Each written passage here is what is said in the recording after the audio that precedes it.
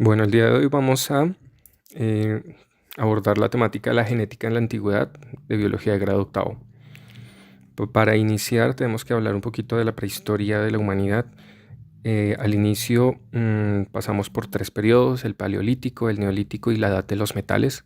Durante el neolítico, la humanidad decidió pasar de ser recolectores y cazadores a ser sedentarios, a dominar la naturaleza, a cambiarla. Entonces empezó la domesticación tanto de plantas como animales. En ese proceso entonces surgió la agricultura y la ganadería. Aquí viene un proceso interesante que le llamamos selección artificial, principalmente por parte de los egipcios y babilonios.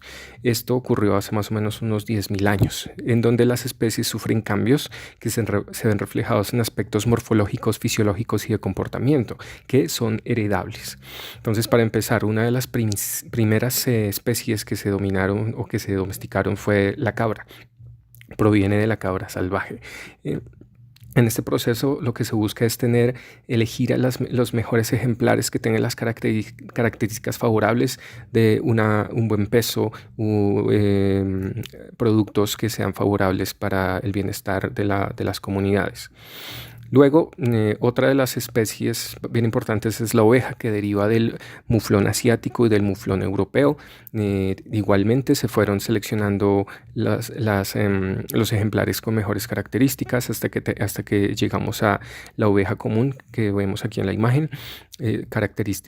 Su principal característica es dar una muy buena cantidad de lana, carne, leche. Llega a un punto tan extremo su modificación en comportamiento que ya depende muchísimo de su criador para su reproducción y para su desarrollo.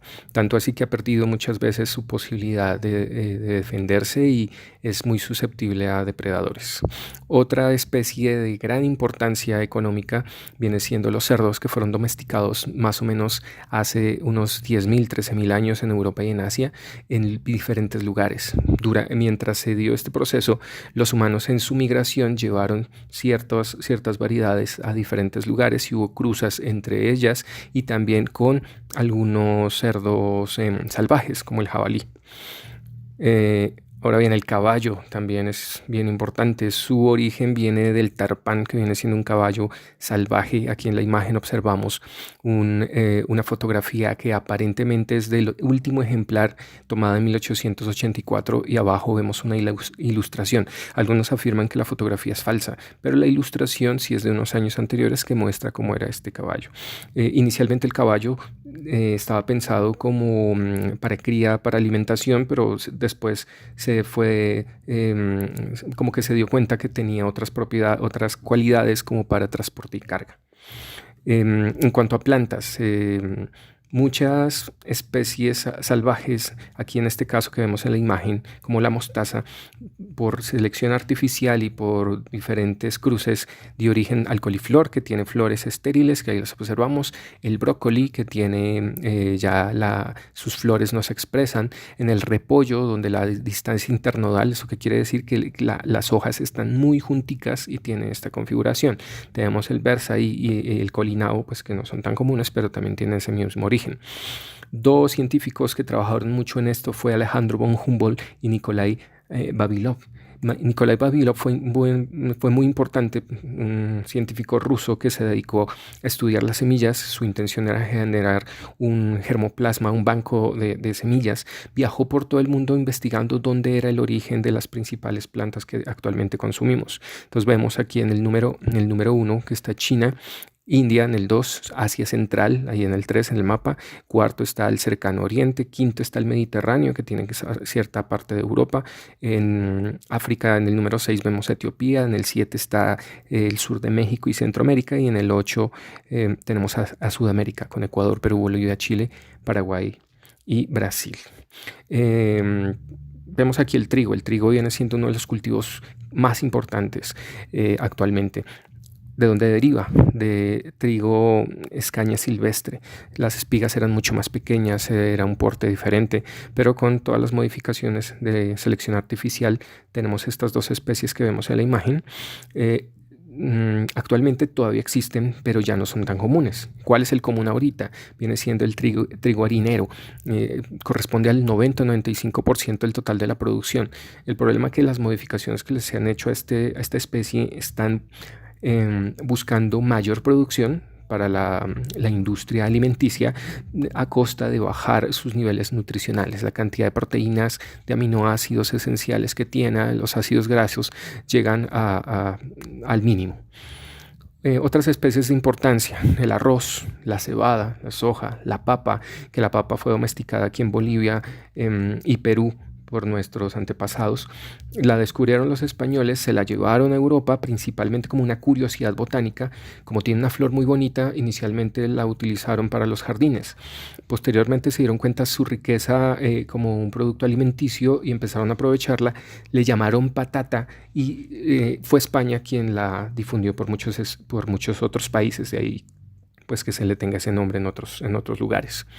El maíz proviene de una especie que le llamaban teosinte. Era una planta muy pequeñita, su espiga tenía entre 6 y 12 granitos, estaba cubierta, tenía una cubierta dura. Los antepasados en México empezaron a hacerle ciertas variaciones y esa domesticación poco a poco fue cambiando, ¿sí? Durante la conquista fue llevada a Europa, se obtuvieron varios tipos de maíz. Actualmente el maíz, como lo vemos al final, ya tiene una mazorca mucho más grande, puede llegar a medir 15-20 centímetros y tener entre 200 y 400 gramos. La planta ya es mucho más grande, tiene una reproducción rápida y una buena producción, pensando desde el punto de vista económico.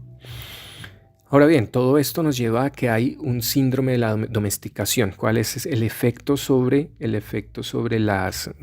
estas plantas? Primero, que hay una pérdida de mecanismos de dispersión. Estas especies se vuelven dependientes de su criador. Entonces, si por alguna razón yo siembro estas plantas en un bosque o en el monte, difícilmente van a poder dispersarse solas, necesitan de la ayuda de sus criadores. Ahora, tiene una pérdida de defensas naturales, dado que está a expensas o depende de esta crianza, también es susceptible a depredadores. El incremento del tamaño de la planta en este caso. ¿Por qué? Porque por selección artificial la humanidad ha seleccionado las especies que tienen mejores características para mayor producción. Las que no tienen buenas características simplemente se van desechando. Cambios en su estructura, ¿cierto?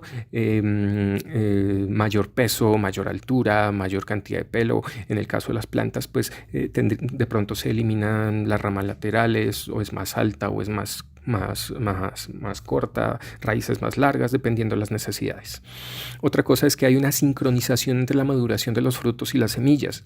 En plantas silvestres muchas veces ocurre que usted ve un árbol y tiene flores en botón, flores y frutos. La idea de hacer esta selección es que cuando usted va a hacer la cosecha, una buena cantidad de plantas ya todas estén en el mismo estado, de manera que se pueda hacer la cosecha. Perdida la latencia en las semillas y el tipo de germinación. Lo que ocurre aquí es que las semillas tienen una germinación rápida.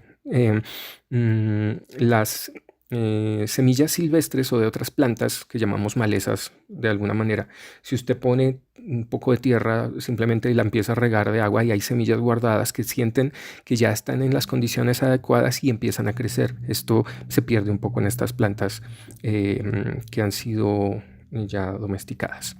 Ahora bien, a nivel social existe una tendencia, una pseudociencia que se hace llamar la eugenesia, que tiene el fin de eliminar a todos los seres vivos cuya genética sea defectuosa e incorrecta. Entonces, cuando surgen algunas teorías genéticas, resulta que son mal interpretadas y alrededor de los 40 salen todas estas teorías sobre razas superiores, donde si usted es caucásico, es mono, de ojos claros y alto, es una raza superior a otras, entonces hay que eliminar a las demás que son inferiores incluso cognitivamente. Entonces, afortunadamente ya todo ha sido reevaluado y ya la ciencia ha demostrado que genéticamente pues todos tenemos las mismas posibilidades. Hablando de las teorías genéticas, entonces vamos a tener tres opciones, ¿cierto? Está el preformismo, la pangénesis y la epigénesis. Si voy al preformismo, entonces vamos a tener lo siguiente. ¿Qué dice esto? Que la constitución y composición del organismo está completamente predispuesta desde su origen y la estructura del nuevo ser estaba ya determinado desde las células germinales. Esto viene porque cuando se crearon los primeros microscopios, resulta que al mirar el semen se dieron cuenta que los espermatozoides estaban allí, pero como los microscopios tenían problemas, alcanzaron a ver pequeños homúnculos, lo llamaron como pequeños seres humanos adentro. Entonces pensaron que eso era un ser ya preformado. Aquí vamos a tener dos variantes, animaculistas y ovistas. Si nos vamos hacia allá, Van Leeuwenhoek, que fue el que experimentó con los microscopios, él iba a favor de que los espermatozoides, a los cuales se le llamaron a esta corriente animaculistas, pensaban que el ser preformado estaba allí, en los espermatozoides. Y los ovistas pensaban que el ser preformado estaba dentro del óvulo. Aquí tenemos a Marcelo Malpighi como principal representante.